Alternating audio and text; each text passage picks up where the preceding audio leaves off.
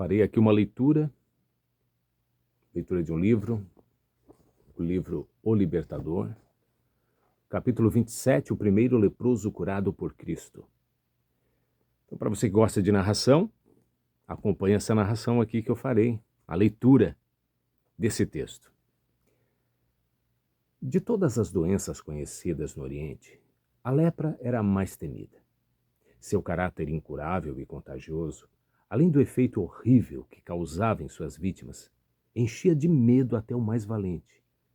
Os judeus a consideravam resultado do pecado e, por isso, chamavam a doença de o dedo de Deus. Ela era vista como símbolo do pecado. Como se já estivesse morto, o leproso era excluído de qualquer lugar que as pessoas ocupassem. Tudo que ele tocava ficava impuro.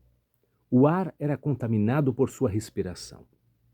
Qualquer suspeito de ter a doença tinha que se apresentar aos sacerdotes. Se eles o declarassem leproso, ele estava fadado a se associar somente a outros leprosos. A lei era inflexível e não havia exceção nem para reis ou governadores. O leproso tinha que suportar a maldição longe de amigos e familiares. Era exigido que ele anunciasse sua calamidade e soasse o alarme, avisando a todos que evitassem sua presença contaminadora. O grito, impuro, impuro, que chegava do solitário exílio em tons lamentosos, era um sinal que as pessoas ouviam com medo e repulsa. As notícias sobre o trabalho de Cristo chegaram a muitos desses sofredores, fazendo brilhar um raio de esperança. No entanto, desde os dias de Elias, ninguém tinha visto um leproso ser curado. Havia um homem, porém, em cujo coração a fé começou a brotar. Entretanto, como ele poderia se apresentar ao médico? Será que Cristo curaria? Será que notaria alguém que sofria como resultado do juízo de Deus? Será que lançaria uma maldição sobre ele? O leproso pensou em tudo que as pessoas haviam lhe contado sobre Jesus. Ninguém que o tivesse procurado e pedido ajuda tinha sido mandado embora. Aquele homem sofredor decidiu encontrar o Salvador. Talvez cruzasse seu caminho em algum lugar remoto, ao longo das estradas montanhosas, ou quando ele estivesse ensinando nos arredores das cidades. Essa era sua única esperança. O leproso foi guiado para o Salvador enquanto ele ensinava na beirada do lago. De longe, o leproso captava algumas das palavras que vinham dos lábios do Salvador. Ele o viu colocando as mãos sobre o doente, o aleijado, o cego e o paralítico. Doentes em estado terminal se levantavam e louvavam a Deus por serem libertados. A fé se fortaleceu no coração do leproso. Esquecendo as restrições impostas e do medo que as pessoas tinham dele, aproximou-se mais. Pensava apenas na bendita esperança de ser curado. Ele constituía um espetáculo repugnante. Era horrível olhar para aquele corpo em decomposição. Quando as pessoas o avistaram, recuaram, aterrorizadas, e em sua ânsia de evitar qualquer contato que fosse com ele, se empurravam uns contra os outros. Alguns tentaram impedir que ele se aproximasse de Jesus, mas ele não os via nem os ouvia. Correndo até onde Jesus estava, se lançou a seus pés com o grito: Senhor, se quiseres, podes purificar-me. Jesus respondeu: Quero, seja purificado. E colocou a mão sobre ele. Imediatamente, ocorreu uma mudança no leproso.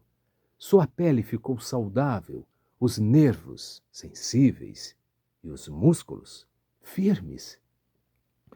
O aspecto áspero e escamoso de sua pele deu lugar a uma coloração suave, como a da pele de uma criança. Cristo deu instruções urgentes ao homem quanto à necessidade de silêncio e de ação imediata.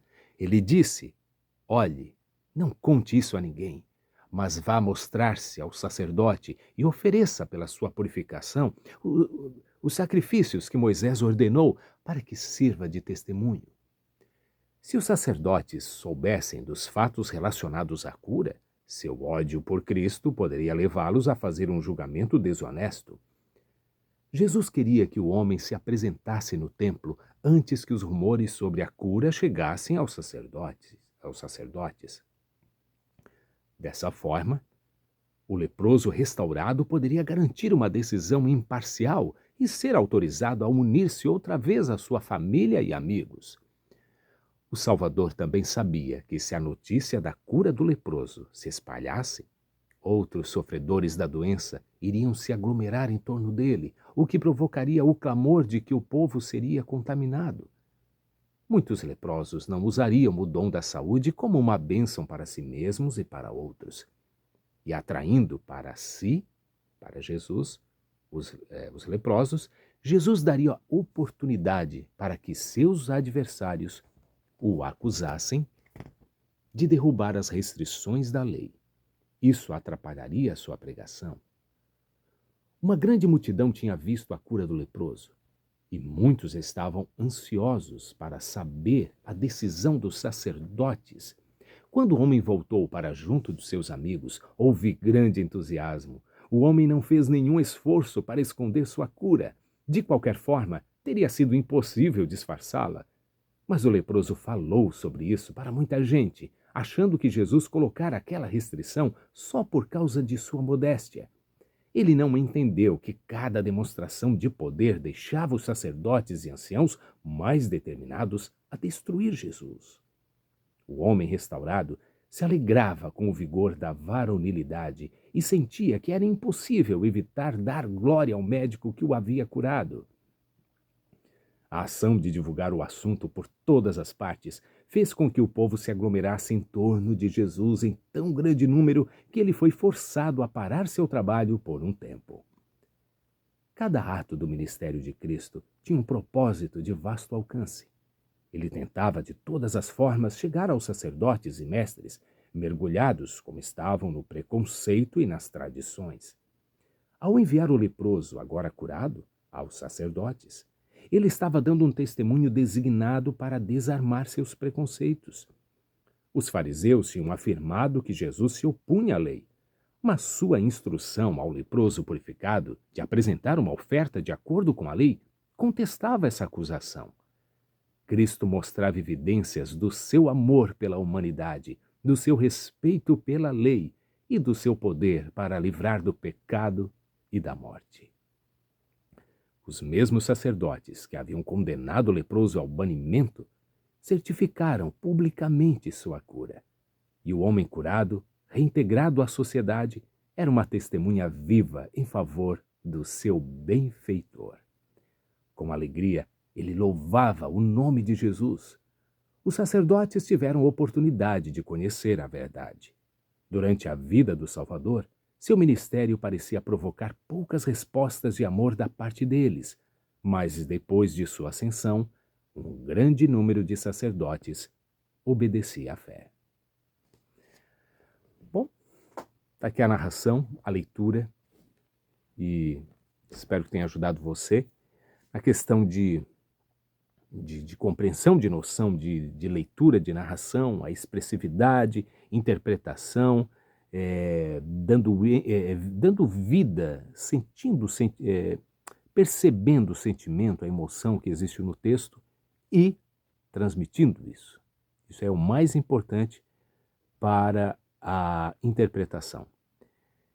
E espero também que o próprio texto, o conteúdo, a mensagem de uma cura de Jesus nessa